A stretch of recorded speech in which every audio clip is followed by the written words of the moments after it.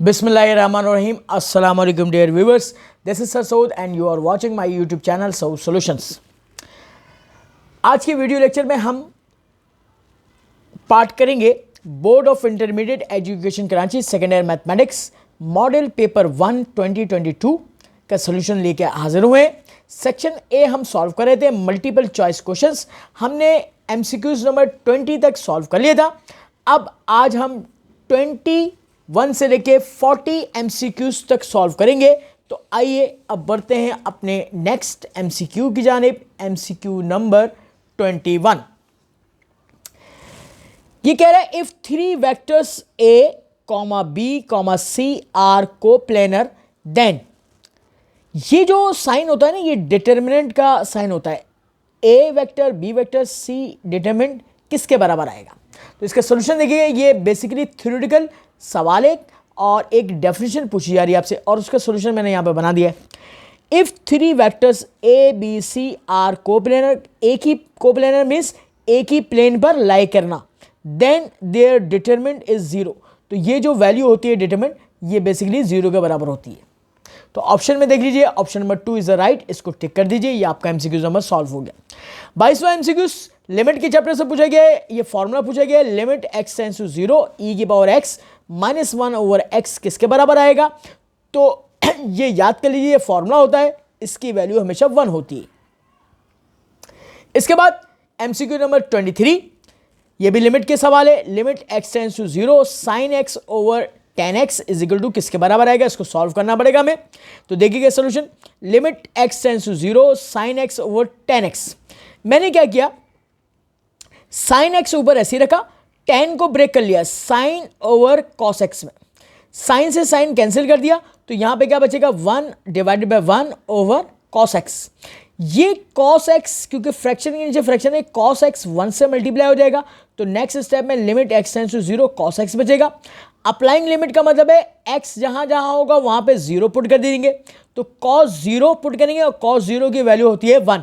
तो आपका MCQ solve हो गया। Option number 2 is the right. इसको राइट टिक कर दीजिए, एमसीक्यू सॉल्व हो गया। इसके बाद हम बढ़ते हैं अपने नेक्स्ट एमसीक्यू 24 की जानिब। तो देखिएगा, अब देखिए एमसीक्यू नंबर 24, ये कह रहा है if slope of a line is -2, एक लाइन के स्लोप उसने -2 दे दिया है एंड वाई इंटरसेप्ट दे दिया है इज 3 के बराबर, देन इक्वेशन ऑफ लाइन किसके बराबर होगी। तो इसको आसानी से सॉल्व करते हैं। देखिए solution, y is equal to mx plus C. जब भी आपको एक लाइन के स्लोप और y इंटरसेप्ट दिया जाएगा तो हम इस्तेमाल करते हैं formula slope intercept form. y is equal to mx plus c. m की वैल्यू -2 पुट कर देंगे आप और y इंटरसेप्ट 3 पुट कर देंगे। देखिए ये पूरी वैल्यू को उधर शिफ्ट करेंगे, -2x उधर जाएगा, +2x हो जाएगा, +3 उधर जाएगा, -3।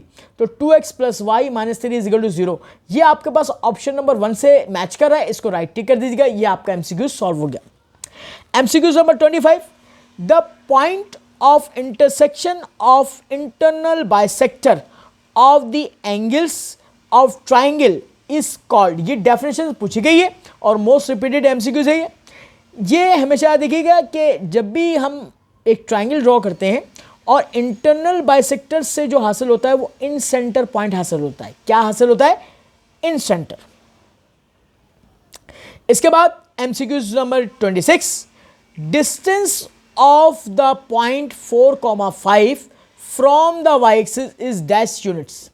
एक पॉइंट दिया हुआ है 4,5, इस पॉइंट का वाई एक्सिस से डिस्टेंस आपको मेजर करना है। तो मैंने ट्रिक इसकी लिख दी है solution, the distance of the point P x comma y from the y axis. अगर वाई एक्सिस से मेजर करना है तो एक्स कॉम्पोनेंट हो जाएगा, इस एक्स कॉम्पोनेंट, ये आंसर हो जाएगा। अब यहां पे देखिए एक्स कॉम्पोनेंट क्या है 4, तो इसका मतलब 4 यूनिट्स हो जाएगा। Is that clear? अब हम एमसीक्यू नंबर 27 की जानिब मूव कर रहे हैं।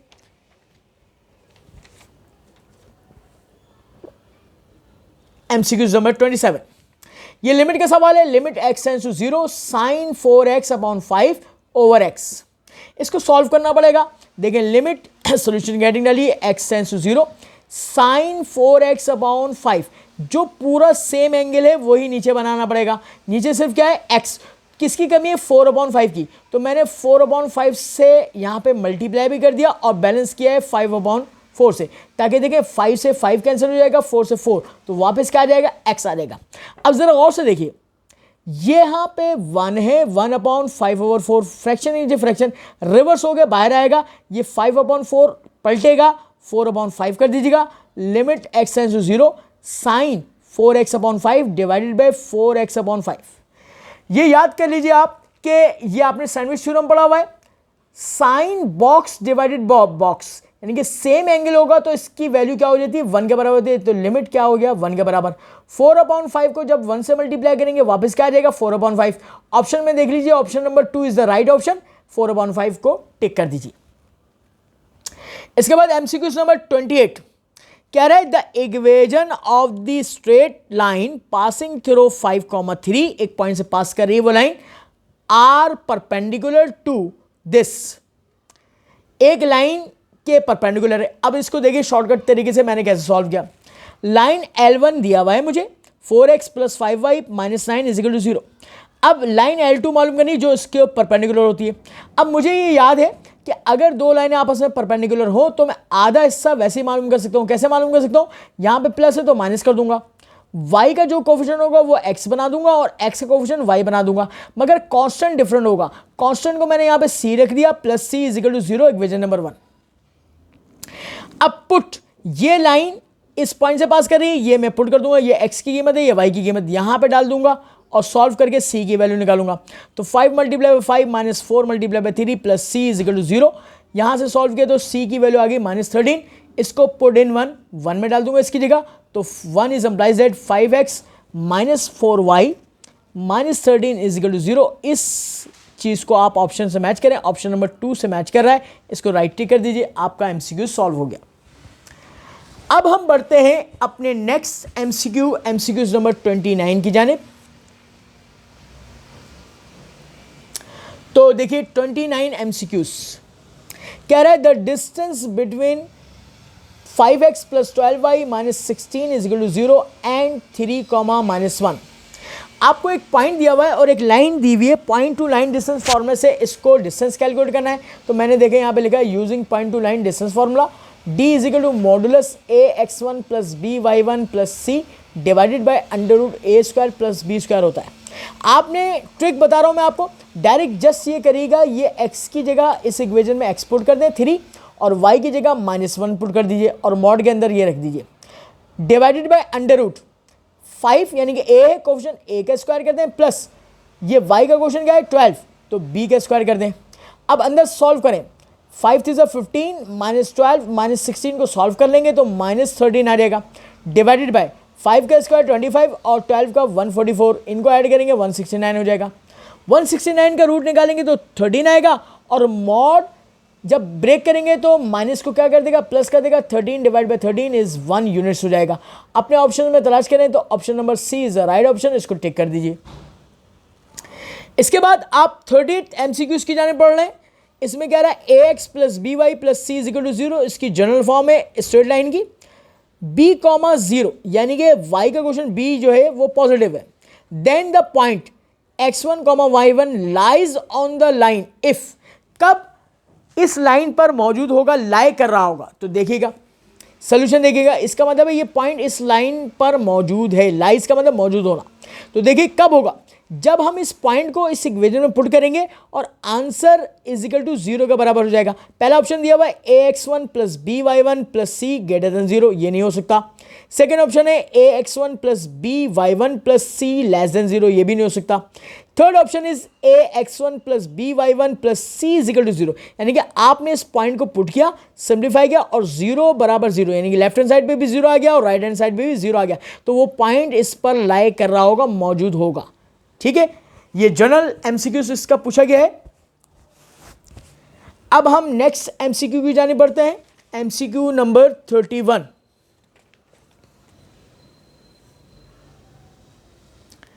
एमसीक्यू नंबर 31 में देखिएगा, ये फंक्शन से रिलेटेड सवाल है, मगर ये चैप्टर नंबर 5 से पूछा गया।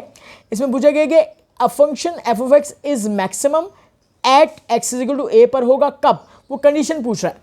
तो आपको पता है कि जब हम x एक्सट्रीम वैल्यूज कैलकुलेट करते हैं, स्ट्रेचिंग पॉइंट्स निकालते हैं, और सेकंड डेरिवेटिव में अगर x की कीमत को पुट करें, और मैक्सिमम कब होगा, जब उसका आंसर जो है लेस देन 0 नेगेटिव आ जाएगा। तो देखें, अगर आप इस x की वैल्यू को सेकंड डेरिवेटिव के अंदर पुट करते हैं और इसका आंसर नेगेटिव लेस देन 0 आता है, तो फंक्शन क्या हो जाता है, मैक्सिमम हो जाता है। तो इसका मतलब पहला ही ऑप्शन आपका राइट ऑप्शन होगा, इसको राइट टिक कर दीजिएगा। इसके बाद 32 MCQs है। ये आपसे एक फॉर्मूला पूछा गया, integral dx upon A square plus x square.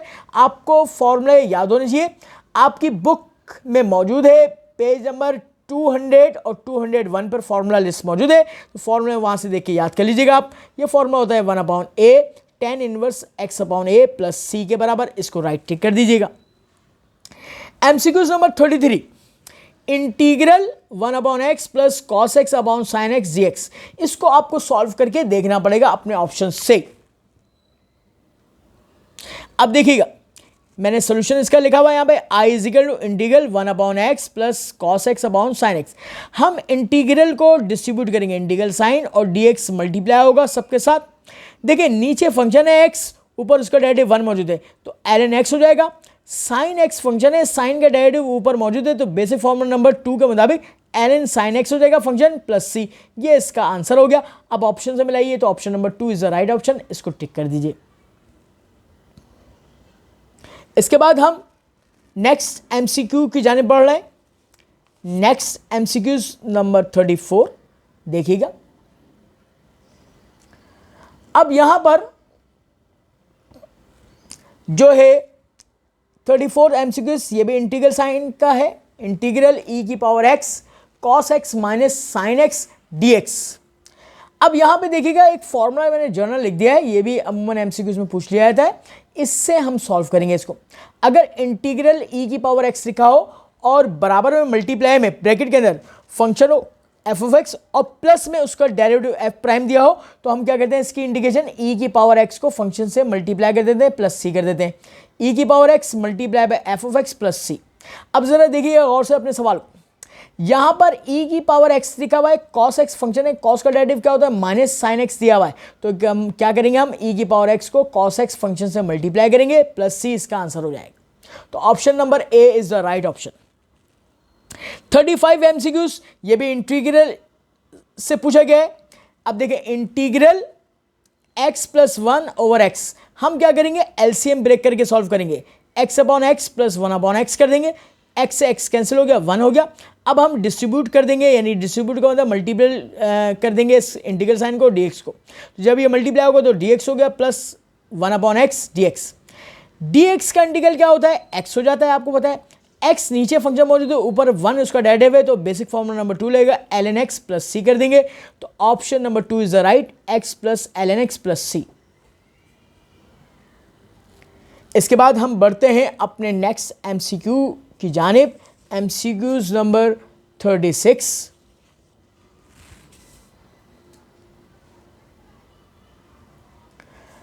MCQs, x is equal to k cos alpha और y is equal to k sine alpha represent. ये दो इक्वेशंस दी हुई हैं और दो इक्वेशंस आपको मालूम करना है ये किसको रिप्रेजेंट करती हैं, क्या वो सर्किल की इक्वेशन को रिप्रेजेंट करती हैं, पैराबोला को करती हैं, एलिप्स को करती है या हाइपरबोला को। अब इसके लिए मैंने ट्रिक यहां पे लिख दी है, इसको देख लीजिए। We know that parametric equation of circle, circle की इक्वेशन जो होती है पैरामेट्रिक ये होती है x is equal to r cos theta और y is equal to r sine theta. अब जो गिवन इक्वेशन है इसको जरा कंपेयर करें इसे, x is equal to r की जगह k कर दिया है, कॉस अल्फा, थीटा की जगह अल्फा कर दिया है, और y is equal to r की जगह उसने क्या कर दिया, k कर दिया, और थीटा की जगह अल्फा कर दिया है। तो इसका मतलब है ये इससे बिल्कुल मैच कर रही है। तो ये किसकी इक्वेशन होती है, पैरामेट्रिक इक्वेशन ऑफ सर्किल। तो सर्किल के ऑप्शन को टिक कर दीजिए। 37th MCQs, the centre of the circle x square plus y square minus 10x plus 6y plus 18 is equal to 0। Centre find out करना है, तो आप सोल्यूशन देखिएगा इसका, x square plus y square minus 10x plus 6y plus 18 is equal to 0। हम compare करेंगे इसकी general form से, x square plus y square plus 2gx plus 2fy plus c is equal to 0।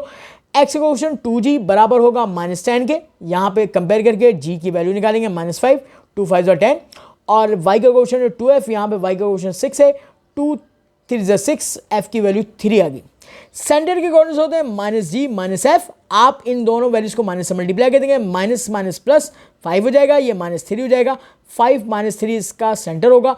अपने option से match करें, option number 3 third is right option, इसको tick कर दीजिए, ये आपका MCQ सॉल्व हो गया। अब MCQ नंबर 38 को देखिएगा, कह रहा है the concentric circles have the same, दो सर्किल कॉन्सेंट्रिक कब होंगे। देखिए यहां पे देखिएगा, दो सर्किल्स मैंने ड्रॉ किए, ऐसे सर्किल जिनका सेंटर सेम होता है उनको कॉन्सेंट्रिक सर्किल कहते हैं। तो ऑप्शन देखिए, क्या रेडियस सेम होता है, नहीं, इक्वेशन सेम होती है, नहीं, सेंटर सेम होता है, दोनों सर्किल का सेंटर सेम हो तो वो कॉन्सेंट्रिक सर्किल कहलाते हैं। तो ये सेंटर, ये थ्योरेटिकल सवाल था और ये कई दफ़ा एग्जाम में पूछा जा चुका है। सेंटर्स को आप टिक कर दीजिएगा, आपका MCQ सॉल्व हो गया। अब हम नेक्स्ट MCQ की जाने मूव कर रहे हैं, MCQs नंबर 39। इसमें कह रहा है the condition of tendency of y is equal to mx plus C, ये स्लोप इंटरसेप्ट फॉर्म में इस लाइन की कंडीशन ऑफ टेंडेंसी यानी ये टेंजेंट है, टू बी अ टेंजेंट है to the ellipse x² upon a² plus y² upon b² is equal to 1 पर कब होती है। ये कंडीशन आपको याद करनी पड़ेगी। c जब एलिप्स पे टेंजेंट होगा तो c² is equal to a² m² plus b², ये फॉर्मूला होता है। इस फॉर्मूले को आपने फाइंड आउट करना है, टिक कर लीजिए। 40th MCQ, the values of C for which the line y minus x is equal to C will be tangent to the parabola y² is equal to 4x। ये आपको C की values find out करनी है। अब इसका solution देखिएगा quickly, y² is equal to 4x, हमने क्या किया, ये आपका इक्वेशन ऑफ पैराबोला था, y minus x is equal to C, minus x को उधर शिफ्ट किया मैंने, y is equal to x plus c, this is called one equation, it is of the form, ये इस फॉर्म से मैच कर रहा है, y is equal to m x plus c, equation number 2। देखें m की वैल्यू यहाँ पे 1 के बराबर हो जाएगी, c की वैल्यू 1 के बराबर हो जाएगी, कंपेयरिंग 1 and 2, m की वैल्यू 1 और c की वैल्यू 1।